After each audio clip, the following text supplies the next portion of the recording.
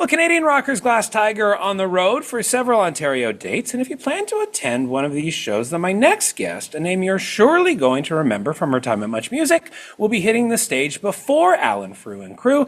Erica Ehm, welcome to your TV. Thanks for doing this. Thanks so much, Jason, for having me. So I'm going to get into talking about what you're doing on these shows, but I have to delve into this because people nowadays, influencer is such a key word. Everybody wants to be an influencer on Instagram and TikTok, but honestly, when I think back to influencers that I grew up with, you are it. I mean, at that time on Much Music, did you realize the impact that you were having on Canadian pop culture? Absolutely not. Absolutely not. It was a very insular kind of job. When I first started to work at Much Music, I started 3 years before there was a Much Music. I was working at City TV, and I joined there in 1982.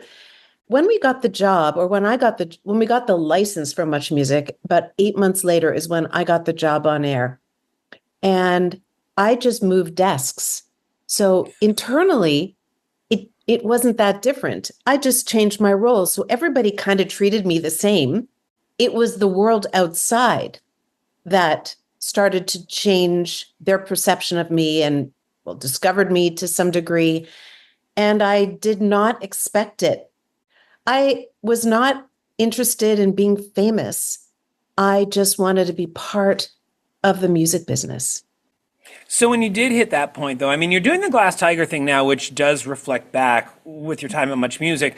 However, it does seem like what you've chosen to do between then and now, whether it be the Yummy Mummy Club or writing different plays and such, was there a mindset of yours to say, I'm going to separate myself from this because, hey, I'm Erica, and guess what? I can do other things.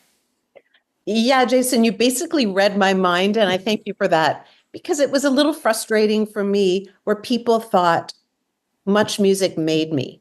No, Much Music didn't make me. They gave me an incredible opportunity, actually.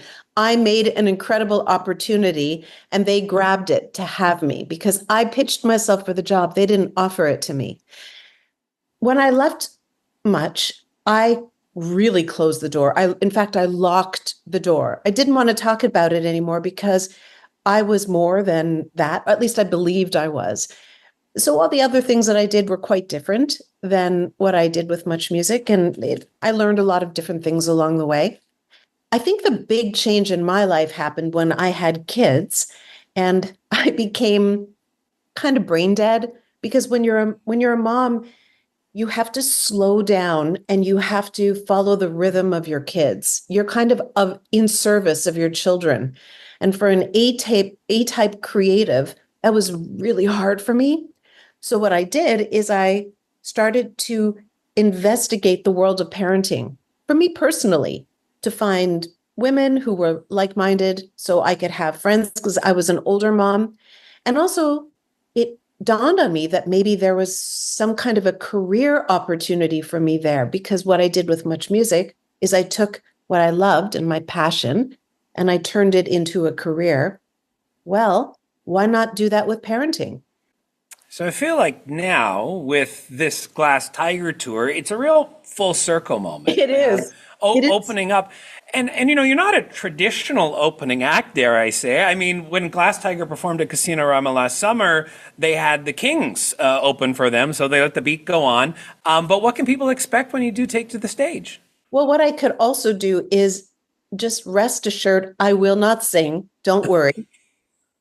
What I will do is I will go back in time and I will open up the vault of stories of some of the thoughts that I had back in the day, because I haven't really talked a lot about my feelings and my experiences with certain bands or what my first day was like on Much.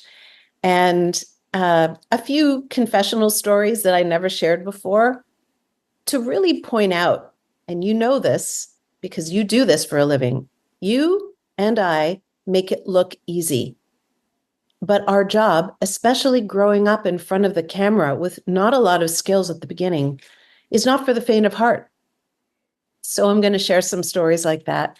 And I assume that the audience is going to be filled with people who are around my age, who are at a different stage of life now, who are adults with probably grown kids or growing kids, possibly empty nesters who just want to have some fun. And that's what I'd like to bring to the table or to the stage.